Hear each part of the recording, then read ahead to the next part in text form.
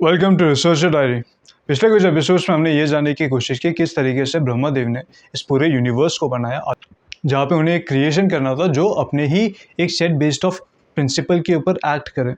यानी कि उन्होंने जितने भी सोलर सिस्टम यूनिवर्स क्रिएट किए वो सबके सब एक डिफाइंड पाथ और प्रिंसिपल और हमारे फिजिक्स के रूल्स के ऊपर ही एक्ट करते हैं। मैंने आपको पिछले एपिसोड में एक स्टोरी सुनाई थी जहाँ पे माया ने ब्रह्मदेव से पूछा था कि ब्रह्मदेव आपकी जितनी भी क्रिएशन है वो सब कुछ एक डिफाइंड पाथ पे है, एक डिफाइंड एक्टिविटी पे बनाया है और प्रिंसिपल्स पे बनाया है। इसमें से कोई भी अपना रूल तोड़ के कुछ अलग नहीं कर सकता है। तो आखिर ऐसा कौन सा मोमेंट आ सकता है जब आपका क्रिएशन गलत हो और शिव जी को सब कुछ डिस्ट्रॉय करना पड़ जाए। यहाँ पे ब्रह्मदेव ने बताया कि सभी स्पीशीज़ में एक इकलौता ऐसा स्पीशीज़ है जो एक सेट बेस्ड ऑफ एक्टिविटी पे नहीं पेश है और अपने खुद के डिसीजंस ले सकता है, जो इंडिपेंडेंट है, और वो है ह्यूमंस। ह्यूमंस के अंदर एक ब्रह्मांश है जिसकी मदद से हम लोग जो यूनिवर्स के क्रिएशन के राज है वो मेडिटेशन और दूसरे मेथड्स के थ्रू उसको समझ सकते हैं, जिस वजह से हमारे उपनिषद और वेदास में इतने सारे ऐसे राजों के बारे में बताया गया है, ऐसी नॉलेज दी गई है जो मॉडर्न टूल्स के बिना जाननी काफ़ी मुश्किल थी। तो सवाल एक ये उठता है कि आखिर इंसानों को बनाया क्यों गया? What was the ultimate reason कि इंसानों को क्रिएट किया गया? इंसानों को इतनी सारी पावर्स दी गई, इतनी सारी कैपेबिलिटीज़ और एबिलिटीज़ दी गई कि हम लोग मंत्रों का उच्चारण करके, हम लोग तंत्र मंत्र और यंत्र के इस्तेमाल से हमारी रियलिटी को बदल सकते हैं। और क्या इंसान वाकई में इंडिपेंडेंट है? हियर्स द थिंग, मैं अपनी बातों को कॉन्ट्राडिक्ट करने जा रहा हूँ, but humans are not completely independent. We are dependent on our fate.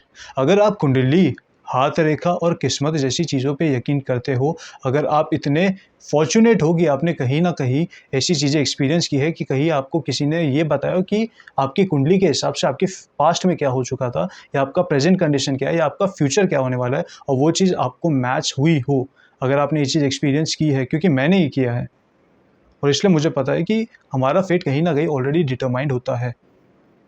तो क्या इंसान वाकई में इंडिपेंडेंट है? नहीं। इंसान कौन से टाइम पे, कौन से कॉन्स्टलेशंस, कौन से प्लानिटरी मूवमेंट्स के अंडर बर्थ लिया है और उसके हिसाब से उसकी लाइफ में क्या क्या चेंजेस आते हैं, ये सब कहीं ना कहीं ऑलरेडी रिटन है। बट सवाल ये उठता है कि आखिर ये चीज़ रिटन क्यों है? अगर इंसान भी एक प्रोग्राम बिहेवियर पे, यानी कि हमारा अल्टीमेट गोल कुछ होना चाहिए, एक पर्टिकुलर ऑब्जेक्टिव होना चाहिए फ्यूचर में, जिसको अचीव करने के लिए पूरे ह्यूमन स्पीशीज़ को एक सेट बेस्ड ऑफ प्रिंसिपल्स या फिर एक set based of life programming के ऊपर सेट किया गया है, और हम लोग हमारे फेट को सिर्फ कुछ हद तक ऑल्टर कर सकते हैं। आखिर वो अल्टीमेट गोल ह्यूमंस को क्रिएट करने के पीछे का क्या है? इसको समझने के लिए एग्जैक्टली मैं जाऊँ किधर?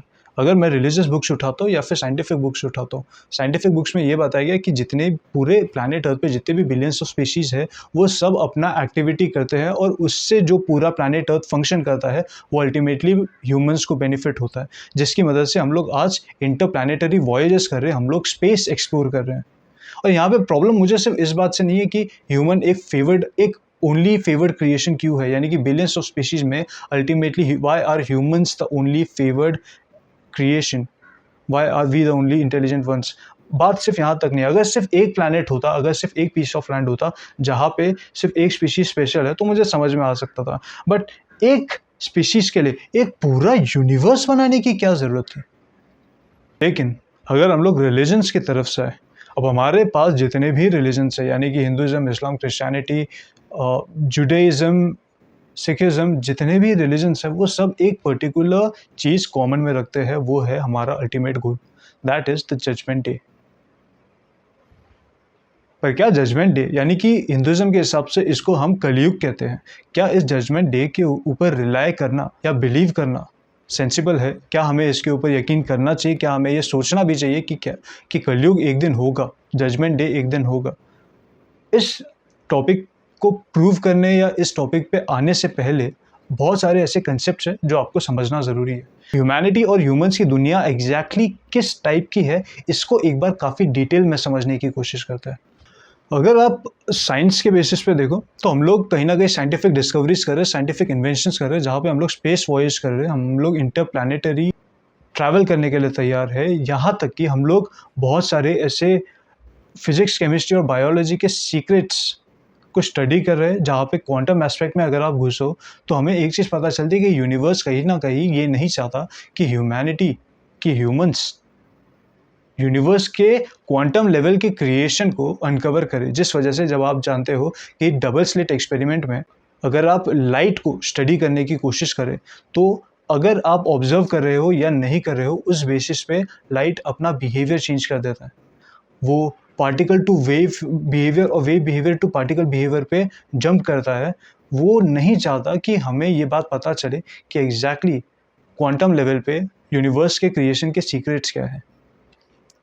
उसी तरफ अगर हम लोग रिलीजियस एस्पेक्ट में आए तो हमारे पास प्लैनेट अर्थ एक ऐसा प्लैनेट है जहाँ पे हमारे पास गॉड्स और डीमंस दोनों एग्जिस्ट करते हैं।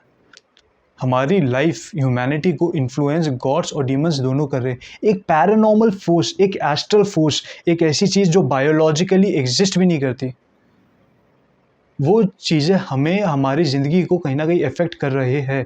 तो मुझे इतना पता है कि गॉड्स और डीमंस एग्जिस्ट करते हैं। हम लोगों ने एपिसोड 2 और एपिसोड 3 में इस बात को काफ़ी गहराई में समझने की कोशिश की कि अलग अलग गॉड्स और अलग अलग डीमंस किस तरीके से क्रिएट होते हैं और इंसान इन चीज़ों को कैसे कर सकता है। ब्रह्मांड की ताकत से हम लोगों ने एग्जैक्टली कितनी सारी प्रॉब्लम्स क्रिएट भी की है और हमारे रियलिटी को तंत्र मंत्र और यंत्र की मदद से ऑल्टर भी किया है। यानी कि एक ऐसा यूनिवर्स जिसको ब्रह्मदेव ने बनाया हो और उन्होंने हमको ब्रह्मांड दे दिया, जिस वजह से हमारे अंदर भी कुछ ऐसी ताकत आ गई जो कुछ हद तक ब्रह्मदेव से मैच होती है और उसी की वजह से हम लोग रियलिटी को ऑल्टर कर पाते हैं तंत्र मंत्र और यंत्र की मदद से। हम लोग जब मंत्रों का उच्चारण करते हैं तो हम हमारे फेट को कहीं ना कहीं थोड़ा सा ऑल्टर कर पाते हैं।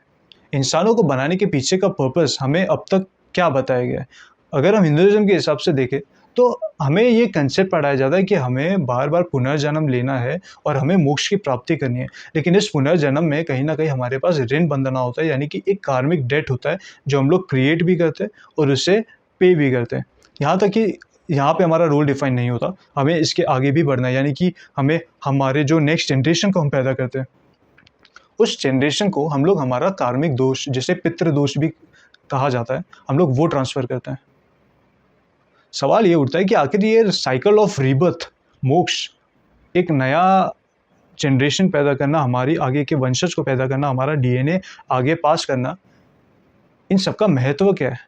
ये सब आखिर हमें करने के लिए क्यों कहा जा रहा है? साइंस बेसिस पे भी देखा जाए तो जितने भी स्पीशीज़ है जो ऑटोमेटिकली प्रोग्राम्ड बिहेवियर पे रहता है, उसको भी अल्टीमेटली अगर वो पैदा हुआ है तो उसे सेक्सुअल एक्टिविटी में पार्ट लेना है और उसे आगे की जनरेशन को कंटिन्यू ऑन करना ही है।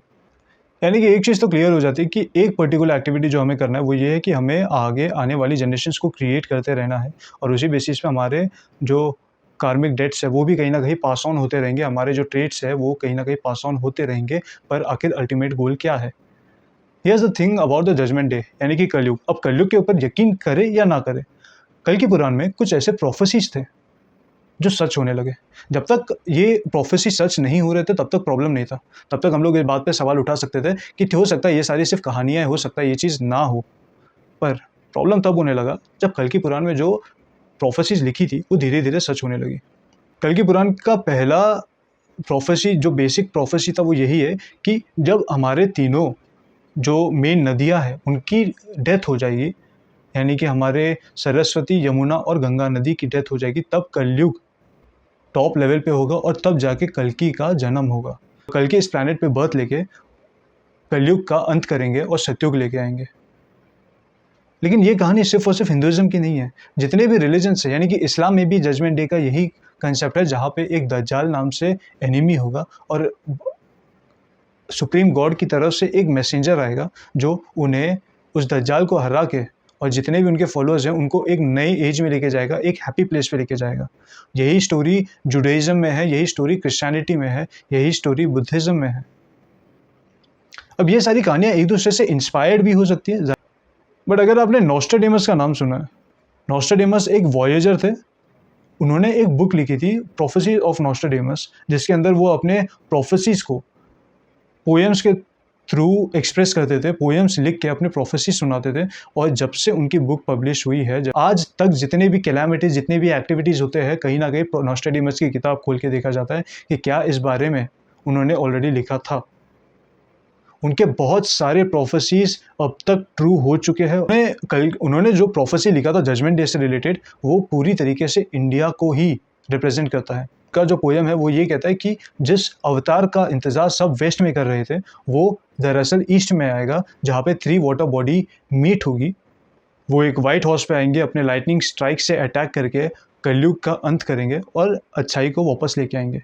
हमारे कल की पुराण में भी यही कहानी बताई गई है कि जब 3 वाटर बॉडी साइंस मीट होगी, तब हमारे कल्कि का जन्म होगा। यानी कि इसके 2 इंटरप्रिटेशंस निकाले गए, एक कॉन्स्टेलेशन वाइज और एक ये कि हमारे जो 3 वाटर बॉडीज़ है, जो हमारे साउथ के कन्याकुमारी सबसे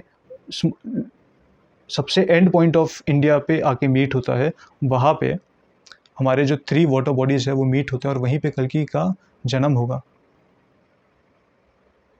और कल्कि पुराण में ये भी लिखा है कि कल्कि के पास एक सफ़ेद घोड़ा होगा और उसके हाथ में बिजली की ताकत होगी, जो एग्जैक्टली नॉस्ट्रेडेमस ने अपनी किताब में लिखा है। अब यहाँ पे बात यह है कि नॉस्ट्रेडेमस की बहुत सारे प्रोफेसी सच हो चुके हैं। कल्कि पुराण में बहुत सारे ऐसे प्रोफेसीज़ हैं जो ऑलरेडी सच हो चुके हैं।